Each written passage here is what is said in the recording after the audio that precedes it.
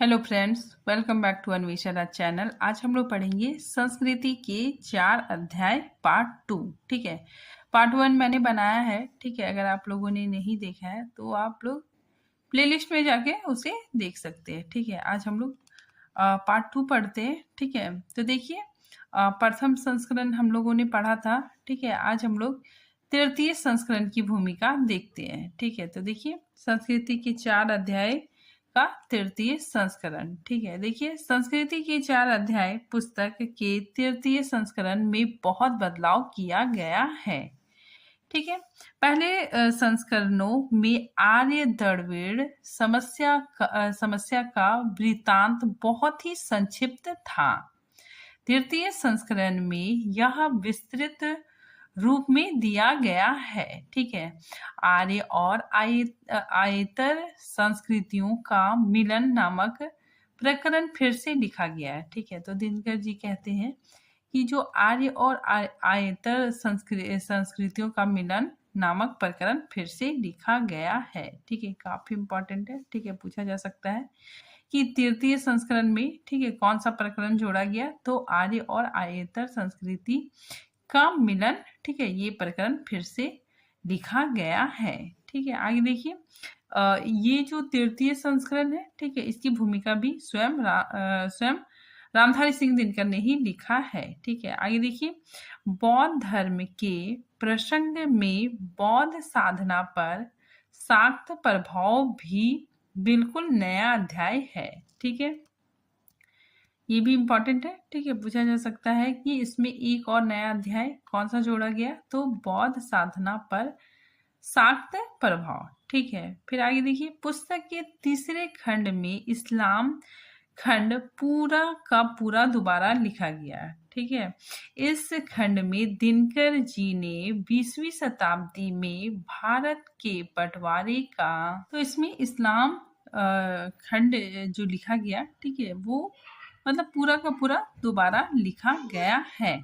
और इस खंड में दिनकर जी ने 20वीं शताब्दी में भारत के बंटवारा का बीजारोपण मुगल काल में ही शेख अहमद सरहिंद के प्रचार को मानते हुए इसका विस्तृत वर्णन किया है। ठीक है, तो दिनकर जी ने इसका विस्तृत वर्णन किया है। ठीक है, आगे देखिए, सबसे कम परिवर्तन ग्रंथ के चौथे अध्याय में किया गया है। ठीक है, तो सबसे कम परिवर्तन चौथे अध्याय में किया गया है। ठीक है, आगे देखिए, उपशीर्षक लगा देने से यह अंश भी अधिक आकर्षण और कम बोझिल हो गया है। ठीक है, दिनकर लिखते हैं, हाँ, ग्रंथ का उपसंहार पहले नहीं लिखा गया था, वह इस संस्करण में सम्मिलित किया गया है। ठीक है, तो इसमें दिनकर जी कहते हैं, ठीक है, तो देखिए, दिनकर जी ने ग्रंथ का उपसंहार पहले, ठीक है, जो पहला संस्करण था, ठीक है, पहले के संस्करण में नहीं लिखा गया था।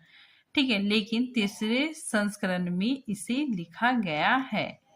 ठीक है, आगे देखिए, यह कुछ खास प्रसंग है जिस पर ध्यान आसानी से जा सकता है, किंतु इसके सिवा भी ग्रंथ में जगह जगह अनेक नई बातें जोड़ी गई है। ठीक है, तो दिनकर बोल रहे हैं कि इस ग्रंथ में जगह जगह अनेक नई बातें जोड़ी गई हैं। ठीक है, अनेक बातें काट कर हटा दी गई है और अनेक अंश फिर से लिखे गए हैं। अपने जानते मैंने, ठीक है, दिनकर खुद बोल रहे हैं कि मैंने इस महल मतलब पुस्तक, ठीक है, इस पुस्तक को झाड़ बुहार कर स्वच्छ कर दिया है। अब विद्वानों को नाक सिकोड़ने की जरूरत जरा कम पड़ेगी। ठीक है, आगे देखिए, हिंदी भाषी भारतीय काफी जागरूक है। ठीक है, दिनकर कहते हैं कि जो हिंदी भाषी भारतीय है, ठीक है, वो काफी जागरूक है। यह मैंने कुरुक्षेत्र के प्रकाशन के समय भी देखी थी और आजकल उर्वशी के प्रकाशन के बाद भी देख रहा हूँ। ठीक है, तो काफी इंपॉर्टेंट है। पूछा जा सकता है कि रामधारी सिंह दिनकर ने तृतीय भूमिका में किन रचनाओं का जिक्र किया है? तो कुरुक्षेत्र और उर्वशी का। संस्कृति के 4 अध्याय ग्रंथ के पाठक के बारे में दिनकर जी कहते हैं, लगभग 6 वर्षों के भीतर इस ग्रंथ के लेखक को कोई 300 पत्र प्राप्त हुए। ठीक है, तो रामधारी सिंह दिनकर को, ठीक है, 300 पत्र प्राप्त हुए, जिसमें से अधिकांश पत्रों में ग्रंथ परिमार्जन के सुझाव थे। कुछ ऐसे पत्र भी था जिसमें ग्रंथ की भूरी भूरी प्रशंसा की गई थी, अथवा यह भी कहा गया कि लेखक अज्ञानी और मूर्ख है। ठीक है, तो ये लेखक को पत्र मिलता है, ठीक है, किसी ने इनके ग्रंथ की बहुत प्रशंसा की, ठीक है, भूरी भूरी प्रशंसा की, तो किसी ने लेखक को अज्ञानी और मूर्ख कहा है। ठीक है, काफी इम्पोर्टेंट है। फिर आगे देखिए, मेरी स्थापनाओं से सनातनी भी दुखी है। ठीक है, तो लेखक लिख दें कि मेरी स्थापनाओं से सनातनी भी दुखी है, और आर्य समाजी तथा ब्रह्म समाजी भी। उग्र हिंदुत्व के समर्थन तो इस ग्रंथ में काफी नाराज है। ठीक है, जो उग्र हिंदुत्व के समर्थक लोग हैं, ठीक है, वे इस ग्रंथ से काफी नाराज है। नाराजगी का एक पत्र मुझे अभी हाल में एक मुसलमान विद्वान ने भी लिखा है।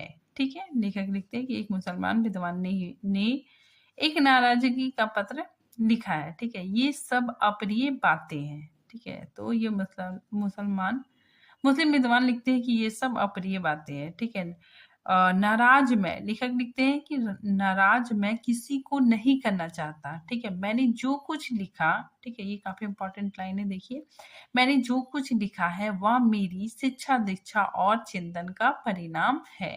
ठीक है, तो ये लाइन पूछा जा सकता है, कहाँ से लिया गया है, तो संस्कृति के 4 अध्याय के 33 संस्करण से लिया गया है। ठीक है, आगे देखिए, यह ग्रंथ भारतीय एकता का सैनिक है। ठीक है, तो दिनकर कहते हैं कि यह ग्रंथ भारतीय एकता का सैनिक है, सारे विरोधों के बीच वह अपना काम करता जाएगा।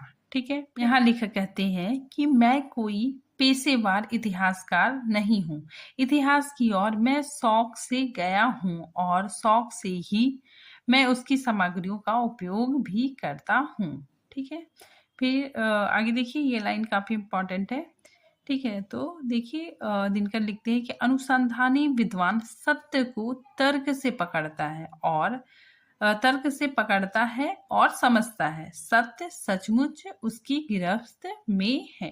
ठीक है, अब देखिए प्रथम अध्याय। ठीक है, तो प्रथम अध्याय में दिनकर जी ने क्या क्या चीजों को डाला है, ठीक है, क्या क्या कहा है, ठीक है, उसको हम लोग संक्षिप्त में जानते हैं। ठीक है, तो देखिए, प्रथम संस्करण क्या है, भारतीय जनता की रचना। ठीक है, तो देखिए, इसमें लेखक लिखते हैं कि सबसे युक्ति संगत अनुमान यह है कि आदमी यदि पहली पहल भारत में उत्पन्न हुआ हो तो वह उत्तर नहीं दक्षिण भारत में जन्मा होगा। ठीक है, तो लेखक कहते हैं कि सबसे पहले अगर मनुष्य का जन्म हुआ होगा, ठीक है, तो वो उत्तर भारत में नहीं बल्कि दक्षिण भारत में जन्मा होगा। आगे देखिए, ज्ञान विज्ञान ने संसार की सभी जातियों को मुख्यतः 3 नस्लों में बांट रखा है। ठीक है, पहला नस्ल गोरे लोगों की है, जिन्हें हम काकेशियन कहते हैं। दूसरे नस्ल के वे लोग हैं जिनका रंग पीला है। ठीक है, पीला है मतलब सांवला है, ठीक है, जिसका रंग पीला होता है, और वे मंगोल जाति के हैं। ठीक है, तथा तीसरा नस्ल उन लोगों की है जिनका रंग काला है और जो इथोपियन परिवार के हैं। ठीक है, तो ये सारी बातें दिनकर लिखते हैं। ठीक है, आगे देखिए, असल में भारतीय जनता की रचना आर्यों के आगमन के बाद ही पूरी हो गई, और जिसे हम आर्य या हिंदू सभ्यता कहते हैं, आर्यों ने भारत में जातियों और संस्कृतियों का जो समन्वय किया। ठीक है, मतलब आर्यों ने भारत में, ठीक है, मतलब आर्यों की जो संस्कृति है, ठीक है, उसका मिलन हुआ। ठीक है, समन्वय किया, और उसी से हमारे हिंदू समाज और हिंदू संस्कृति का निर्माण हुआ। ठीक है, तो आर्यों के आने से ही हिंदू संस्कृति का निर्माण हुआ। ठीक है, आगे देखिए, अब सभी इतिहासकार मानने लगे हैं कि द्रविड़ जाति प्राचीन विश्व की अत्यंत सुसभ्य जाति थी और भारत में भी सभ्यता का वास्तविक आरंभ इसी जाति ने किया। द्रविड़ों ने इस देश में कृषि का विकास किया। ठीक है, तो द्रविड़ को ही अत्यंत सुसभ्य जाति माना जाता है। ठीक है, और सबसे पहले इन्हीं के देशों में कृषि का विकास किया गया। समुद्र यात्रा की परंपरा आरंभ की। ठीक है, तो द्रविड़ों ने ही समुद्र यात्रा की परंपरा आरंभ की, सिंचाई के लिए नदियों को बांधने का कार्य किया। ठीक है, अब हम लोग देखते हैं प्रकरण 2। प्रकरण 2 आर्य द्रविड़ समस्या। ठीक है, तो देखिए आर्य शब्द की व्युत्पत्ति री धातु से बताई जाती है। ठीक है, जिसका अर्थ गति होता है। कदाचित गतवर मतलब घुमक्कड़ लोग थे। ठीक है, तो ये लोग घुमक्कड़ थे। एशिया के रेगिस्तानी इलाकों से निकलकर जब वे भारत पहुंचे। ठीक है, तो यहाँ पे यही बताया जा रहा है कि आर्य यहाँ के मूल निवासी नहीं थे। आर्य मध्य एशिया से भारत की तरफ आए थे। ठीक है, आगे देखिए, ये काफी इंपॉर्टेंट है, पूछा जा सकता है। ऋग्वेद के अनुसार आर्यों का देश, ठीक है, आर्यों का देश सप्त सैंधो था। ठीक है, सप्त सैंधो कहलाया। फिर आगे देखिए, भारत में एक और जाति के लोग हैं जो बम्बई और गुजरात में बसे हुए हैं और इसका एक नाम फारसी है। ठीक है, फिर आगे देखिए, कर्म ज्ञान और भक्ति में से कर्म कांड तो 16 आने आर्यों की देन है। ठीक है, तो कर्म ज्ञान और भक्ति में से जो कर्म कांड है, ठीक है, वो 16 आने आर्यों की देन है। ठीक है, किंतु ज्ञान और भक्ति का विकास प्रागवैदिक संस्कृति के प्रभाव से हुआ। ठीक है, प्रागवैदिक मतलब जहां लिखित जानकारी प्राप्त ना हो। ठीक है, फिर आगे देखिए, ऋग्वेद में 3 ही वर्ण है। ठीक है, तो ऋग्वेद में 3 ही वर्ण की चर्चा है। ठीक है, शूद्र को चौथे वर्ण के रूप में वहां गिना नहीं गया है। ठीक है, सप्तप ब्राह्मण और तैतरीय ब्राह्मण भी 3 ही वर्णों की बताते हैं। ठीक है, फिर आगे देखिए, आज हिंदू समाज का सबसे बड़ा अभिशाप यह जाति की प्रथा है। ठीक है, तो दिनकर जी, ठीक है, दिनकर जी का मानना है कि आज हिंदू समाज का सबसे बड़ा अभिशाप यह जाति की प्रथा है और बड़े से बड़े लोग जाति प्रथा की वाणी से निंदा करते हैं। ठीक है, पर कर्म में उसकी अवहेलना नहीं कर पाते हैं। ठीक है, तो बहुत सारे जो लोग हैं, ठीक है, वो जाति प्रथा की निंदा तो करते हैं लेकिन उसको मतलब फॉलो नहीं करते हैं। ठीक है, कर्म में उसकी अवहेलना नहीं कर सकते। ठीक है, आगे देखिए, देश के अर्थ में हिंदू शब्द का चलन, ठीक है, इस्लाम के जन्म से कई 1,500 वर्ष पहले ही शुरू हो गया था। ठीक है, तो यहाँ पे दिनकर जी कहते हैं कि जो हिंदू शब्द का चलन है वो इस्लाम के जन्म से कई 1,500 वर्ष पहले ही शुरू हो गया था। इस्लामी लोग स का उच्चारण हा करते थे। ठीक है, अतएव सिंधु को उन्होंने हिंदू कहा। ठीक है, तो ईरानी लोग, ठीक है, सिंधु को हिंदू कहते थे। ठीक है, क्योंकि लोग सिंधु नदी के किनारे रहते थे। ठीक है, तो वे सा के जगह पे हा उच्चारण करते थे। ठीक है, और सिंधु को उन्होंने हिंदू कहा। इसी विकृति से आगे चलकर हिंदू और हिंदुस्तान शब्द निकले। ठीक है, यूनानियों के मुख से हा के बदले आ निकला था। अतएव हिंदू को उन्होंने इंदो यानी इंडो कहना शुरू किया। इसी दूसरी विकृति से इंडिया नाम निकला। ठीक है, तो काफी इंपॉर्टेंट है। हिंदू शब्द किसकी देन है? तो ईरानियों की देन है। और इंडिया शब्द किसकी देन है? तो यूनानियों की देन है। द्वितीय अध्याय, ठीक है, द्वितीय अध्याय प्राचीन हिंदुत्व से विद्रोह। ठीक है, इस अध्याय में जैन और बौद्ध धर्म की बातें की गई है। ठीक है, तो देखिए, वैदिक वाङ्मय काव्य मीमांसा के लेखक राजशेखर ने माना है कि वेद 3 ही हैं। ठीक है, तो देखिए, काव्य मीमांसा किसकी पुस्तक है?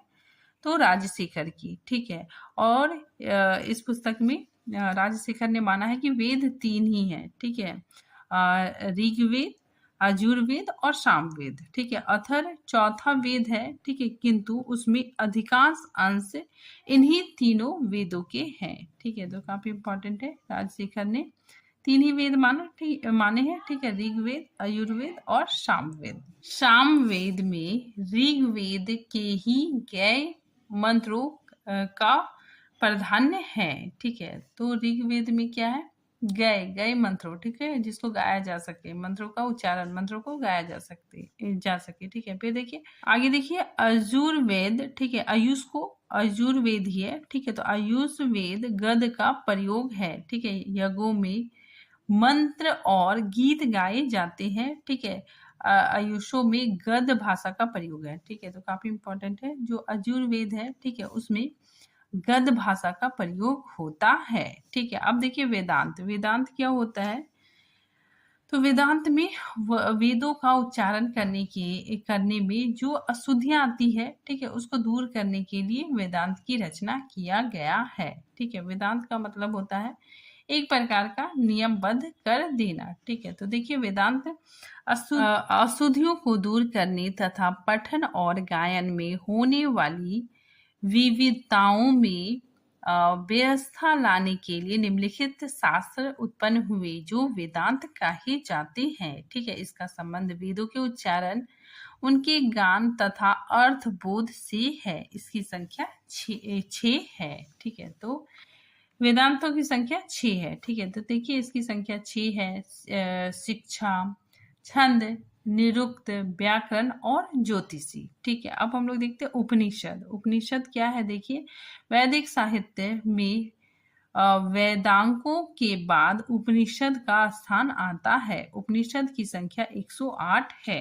ठीक है, देखिए उपनिषद शब्द का अर्थ कोई पंडित, ठीक है, कोई पंडित के, ठीक है, पास बैठना होता है। ठीक है, जैसे अगर हम देखेंगे उप का मतलब क्या हो गया? निकट। ठीक है, और निषद का मतलब बैठना। ठीक है, जिससे यह अनुमान लगाया गया है कि शिष्य गुरु के पास बैठकर वेद का तत्व समझा करते थे। अब देखिए प्रकरण 2। ठीक है, जैन धर्म। ठीक है, तो जैन धर्म से संबंधित क्या क्या बातें हैं? देखिए विद्रोह, बगावत या क्रांति कोई ऐसी चीज नहीं होती जिसका विस्फोटन अचानक होता हो। घाव फूटने से पहले बहुत काल तक पकता रहता है। ठीक है, विचार भी चुनौती लेकर खड़े होने से पहले, ठीक है, जो विचार है, ठीक है, वो चुनौती लेकर खड़े होने से पहले वर्षों तक अर्ध जागृत अवस्था में फैलते रहते हैं। ठीक है, काफी इंपॉर्टेंट कोटेशन है। ठीक है, फिर आगे देखिए महावीर और बुद्ध में 2 और विशेषता थी। एक तो यह कि वे ब्राह्मण को ऊंचा पद देने को तैयार नहीं थे। ठीक है, दूसरा यह कि वे मनुष्य मात्र को सामान्य समझते थे। ठीक है, तो ये जो महावीर थे, ठीक है, गौतम बुद्ध थे, ठीक है, ये ब्राह्मण को ऊंचा स्थान देने के लिए तैयार नहीं थे। ठीक है, सभी मनुष्य को एक समान समझते थे। ठीक है, आगे देखिए दशमलव पद्धति का ज्ञान आर्यभट्ट और ब्रह्मगुप्त के समय इस देश में काफी प्रचलित हुआ। ठीक है, तो दशमलव की पद्धति, ठीक है, ये सब भारत में ही इसकी खोज हुई। बौद्ध धर्म प्रचारकों के जरिए यह ज्ञान चीन पहुंचा। ठीक है, यह ज्ञान सबसे पहले चीन पहुंचा और बगदाद में इसका प्रचार सन 850 ईस्वी के लगभग हुआ। ठीक है, फिर आगे देखिए गुप्त काल हमारे साहित्य का स्वर्ण काल है। ठीक है, अब हम लोग देखते हैं तीसरा अध्याय। ठीक है, तृतीय अध्याय हिंदू संस्कृति और इस्लाम। ठीक है, देखिए ये जो तीसरा अध्याय है, ठीक है, और चौथा अध्याय है, काफी इम्पोर्टेंट है। ठीक है, इसी से प्रश्न पूछे जाते हैं। तो देखिए तीसरा अध्याय हिंदू संस्कृति और इस्लाम। प्रजातंत्र में ऐसा कोई भी तरीका नहीं है जिससे अल्पसंख्यक लोग बहुसंख्यक बना दिए जाए, लेकिन ऐसे तरीके के प्रत्येक शासन पद्धति में पाए जा सकते हैं। ठीक है, तो दिनकर कहते हैं कि ऐसे तरीके, ठीक है, ऐसे तरीके प्रत्येक शासन पद्धति में पाए जा सकते हैं जिससे अल्पसंख्यक को हर जायज शिकायत दूर की जा सके, किंतु यह तभी संभव है जब अल्पसंख्यक और बहुसंख्यक समुदाय परस्पर एक दूसरे का विश्वास करे। ठीक है, तो ये दिनकर का कथन है। ठीक है, ये कहते हैं कि ऐसा तभी संभव है, ठीक है, जब अल्पसंख्यक और बहुसंख्यक समुदाय परस्पर एक दूसरे का विश्वास करे। इस्लाम का उदय अरब में हुआ है। ठीक है, फिर देखिए रामधारी सिंह दिनकर कहते हैं कि धर्म की विजय उनके नेताओं के चरित्र के कारण होती है। ठीक है, आगे देखिए, जिस इस्लाम का प्रवर्तक हजरत मोहम्मद ने किया था और जिसका रूप अब्रुक वक्र उमर, उस्मान और अली जैसे खलीफाओं ने संवारा था, वह धर्म सचमुच स्वच्छ धर्म था और उसके अनुयायी सच्चरित्र, दयालु, उदार और ईमानदार थे। ठीक है, उन्होंने मानवता को एक नया संदेश दिया। ठीक है, नया संदेश दिया कि गिरते हुए लोगों को ऊंचा उठाया और पहली पहल दुनिया में यह दृष्टांत उपस्थित किया कि धर्म के अंदर रहने वाले सभी लोग आपस में समान हैं। ठीक है, तो इसमें इस्लाम के बारे में बताया गया है कि इस्लाम बहुत ही महान धर्म था। ठीक है, शुरुआत में इसमें बहुत अच्छी अच्छी बातें की गई। ठीक है, यहाँ पे बहुत अच्छे अच्छे लोग भी थे। ठीक है, जिन्होंने यह संदेश दिया कि जो मतलब सभी लोग हैं, ठीक है, वो समान हैं। ठीक है, और इस्लाम धर्म के प्रवर्तक हजरत मोहम्मद थे। ठीक है, और उनके जो अनुयायी थे, फॉलोवर थे, ठीक है, वो लोग मतलब सही दिशा में लोगों को जाने के लिए प्रेरित करते हैं। देखिए प्रकरण 2, इस्लाम धर्म। ठीक है, तो इस्लाम धर्म, इस्लाम अरबी भाषा का शब्द है। ठीक है, तो जो इस्लाम है, ठीक है, वो अरबी भाषा का शब्द है। ठीक है, काफी इंपॉर्टेंट है, पूछा जा सकता है इस्लाम कौन सा शब्द है, तो अरबी भाषा का। ठीक है, इस्लाम का शाब्दिक अर्थ है शांति में प्रवेश करना होता है। अतः मुस्लिम वह व्यक्ति है जो परमात्मा और मनुष्य के साथ पूर्ण शांति का संबंध रखता है। ठीक है, अतएव इस्लाम शब्द का लाक्षणिक अर्थ होगा वह धर्म जिसके द्वारा मनुष्य भगवान की शरण लेता है तथा मनुष्य के प्रति अहिंसा एवं प्रेम का बर्ताव करता है। इस धर्म के प्रवर्तक हजरत मोहम्मद साहब थे। ठीक है, जिनका जन्म अरब देश के मक्का शहर में सन 1570 ईस्वी में हुआ था। ठीक है, जब हजरत मोहम्मद अरब में इस्लाम का प्रचार कर रहे थे, उन दिनों भारतवर्ष में हर्षवर्धन और पुलिकेशी का राज्य था। ठीक है, फिर आगे देखिए, ये काफी इंपॉर्टेंट लाइन है। ठीक है, रामधारी सिंह दिनकर ने लिखा है कि आदमी कमजोर पहले होता है, पराजय उसके बाद में होती है। ठीक है, देश की एकता पहले टूटती है। ठीक है, दासता उस पर बाद में आती है। ठीक है, काफी इंपॉर्टेंट लाइन। फिर आगे देखिए प्रकरण 4, हिंदू मुस्लिम संबंध। ठीक है, देखिए खुसरो, ठीक है, दिनकर ने खुसरो की चर्चा की है। ठीक है, तो देखिए खुसरो कई दृष्टियों से भारत के महापुरुषों में गिने जाने का योग्य है। ठीक है, दिल्ली के आसपास प्रचलित खड़ी बोली में साहित्य सृजन का काम खुसरो ने किया था। ठीक है, तो दिल्ली के आसपास प्रचलित खड़ी बोली में साहित्य सृजन का काम सबसे पहले खुसरो ने ही आरंभ किया। उसी समय मुसलमान अपनी कविताएं फारसी में लिखते थे। ठीक है, और हिंदू अपनी साहित्य डिंगल अथवा अभ्रंश भाषाओं में लिखते थे। ठीक है, तो जो मुस्लिम थे, ठीक है, वो फारसी भाषा में लिखते थे। ठीक है, और जो हिंदू थे, ठीक है, वो अभ्रंश भाषा में लिखते थे। ठीक है, तो ये भाषा मतलब जनता को समझ में नहीं आती थी। ठीक है, तो अमीर खुसरो ने जो प्रचलित जन भाषा थी, ठीक है, उसका प्रयोग करके लिखना आरंभ किया। ठीक है, रचनाएं रची। आगे देखिए, हिंदू और मुस्लिम दोनों ही जानते थे कि जनता की भाषा ना तो अभ्रंश थी और ना फारसी, किंतु दोनों ही जातियों के कवि उन्हीं भाषाओं से आसक्त थे। ठीक है, मतलब वही भाषाएं में रचना करते थे जिन्हें जनता नहीं जानती थी। अमीर खुसरो ने प्रचलित जनभाषा में रचना करने लगे और हिंदी और उर्दू के भविष्य की राह खोल दी। अतएव अमीर खुसरो खड़ी बोली, हिंदी और उर्दू दोनों ही भाषाओं के पिता हुए। ठीक है, संगीत और वाद्य यंत्रों में भी उन्होंने नूतन आविष्कार किए थे। देखिए अकबर का समय। ठीक है, तो अकबर के समय की भी चर्चा इसमें इस पुस्तक में किया गया है। ठीक है, तो देखिए अकबर के समय में अकबर गौ वध नहीं कराना, ठीक है, किसी संप्रदाय के पूजा के स्थान को नष्ट नहीं करना, ठीक है, साहित्य और कला की सेवा में अकबर ने सांप्रदायिकता नहीं आने दी। ठीक है, तो अकबर का ये मतलब ये सिद्धांत था। ठीक है, मतलब ये कहते थे कि गौ हत्या भी नहीं करना है। ठीक है, और किसी संप्रदाय के पूजा स्थान को भी नष्ट नहीं करना है। ठीक है, तो ये काफी ज्यादा हिंदू मुस्लिम को एक समान समझते थे। ठीक है, फिर आगे देखिए सन 1593 ईस्वी में अकबर ने धार्मिक स्वतंत्रता के लिए कुछ आज्ञाएं, ठीक है, कुछ संदेश निकाला, कुछ नोटिस निकाला। ठीक है, तो देखिए क्या क्या नोटिस निकालते हैं,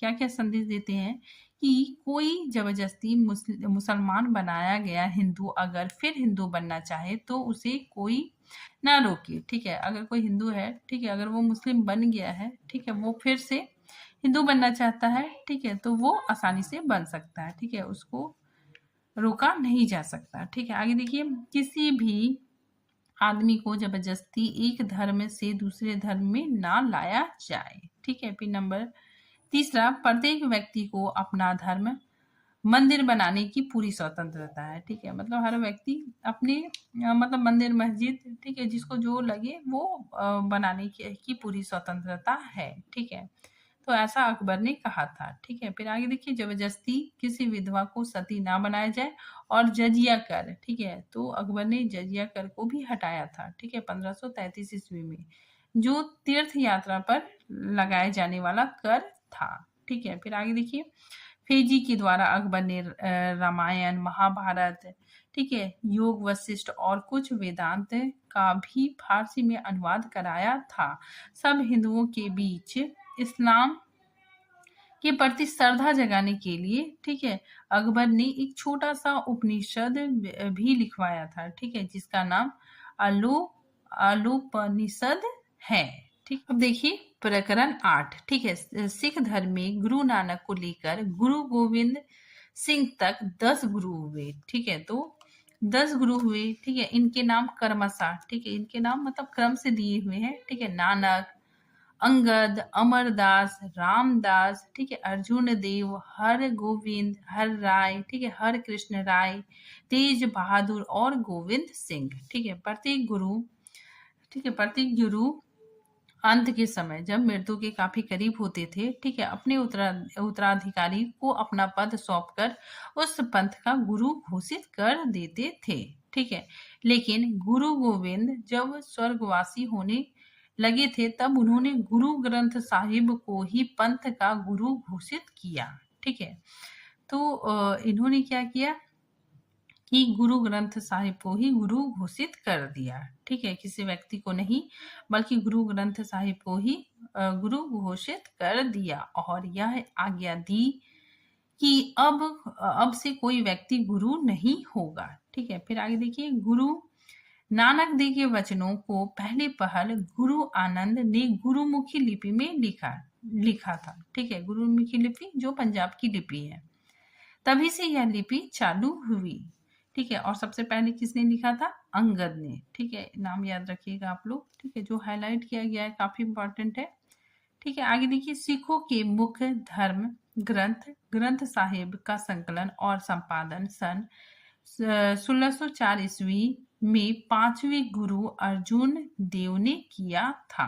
ठीक है, अब देखिए ये पंच ककार है। ठीक है, तो पंच ककार मतलब क्या होता है कि सब क से स्टार्ट होगा। ठीक है, तो पंच ककार में कंघी, कंघी क्या है कि सुलझाने के लिए। ठीक है, फिर कच्छा, ठीक है। फिर कड़ा, कृपान और केस, ठीक है। तो कृपान आत्मरक्षा के लिए, केस मतलब जो प्राय सभी गुरु थे, ठीक है, वो केस धारण करते थे, ठीक है। तो यही पंच ककार है।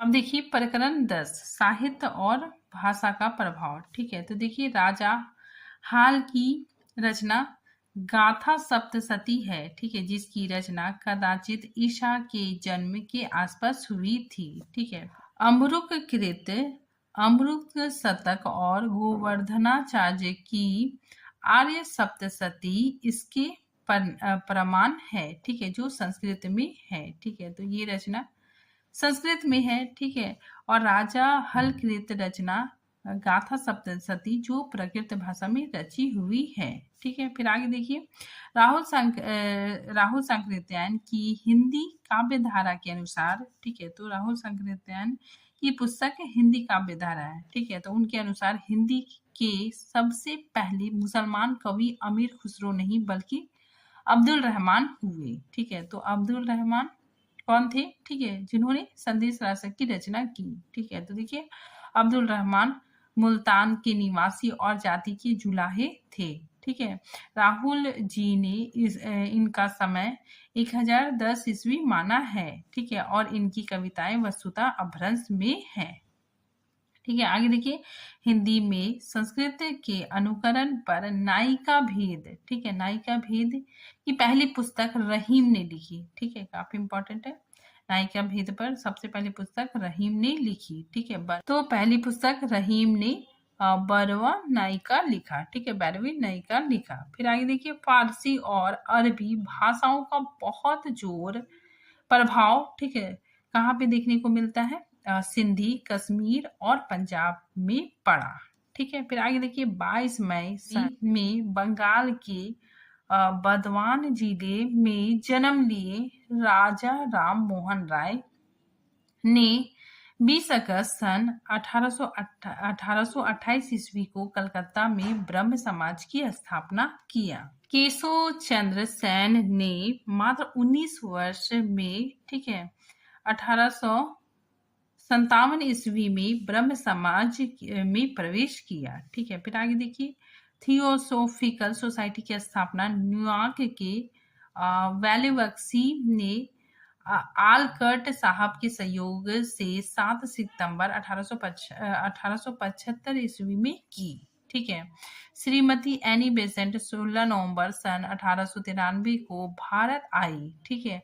और कर्नल आलकट की मृत्यु के बाद थियोसोफिकल समाज की सभानेत्री एनी बेसेंट ही रही, ठीक है। फिर आगे भारत और हिंदुत्व को एक दूसरे का पर्याय बनाने वाली श्रीमती एनी बेसेंट ने एक भाषण में कहा था कि भारत और हिंदुत्व की रक्षा भारतवासी और हिंदू ही कर सकते हैं, ठीक है। तो ऐसा एनी बेसेंट ने कहा था। सन 1893 ईस्वी के शिकागो अमेरिका में, ठीक है, विश्व धर्म सम्मेलन में स्वामी विवेकानंद की उसी तरह प्रसिद्धि हुई जिस तरह पंडित जवाहरलाल नेहरू की रूस यात्रा, ठीक है, रूस यात्रा में हुई थी। दिनकर जी ने भारतीय संस्कृति में दोष, ठीक है, और भारत पर मुसलमानों के हमले का जिम्मेवार ब्राह्मण को बताया, ठीक है।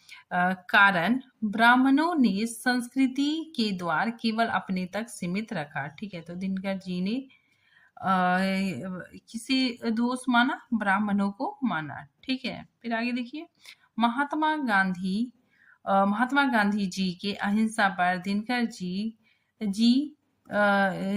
जी का कहना है, ठीक है, कि संसार का ध्यान गांधी जी की ओर इसलिए आकृष्ट हुआ कि उन्होंने पशु बल के समझ आत्म बल का शास्त्र निकाला, ठीक है, और अहिंसा का आश्रय लिया, ठीक है। तो गांधी जी ने अहिंसा का आश्रय लिया, ठीक है। गांधी जी कहते हैं कि मेरी अहिंसा अत्यंत क्रियाशील शक्ति है, ठीक है। तो गांधी जी का कहना है कि मेरी जो अहिंसा है वो अत्यंत क्रियाशील शक्ति है, उसमें कायरता तो क्या दुर्बलता के लिए भी स्थान नहीं है, ठीक है। तो आज ये टॉपिक यहीं पे समाप्त होता है, ठीक है। मिलते हैं नेक्स्ट टॉपिक के साथ, तब तक के लिए थैंक यू।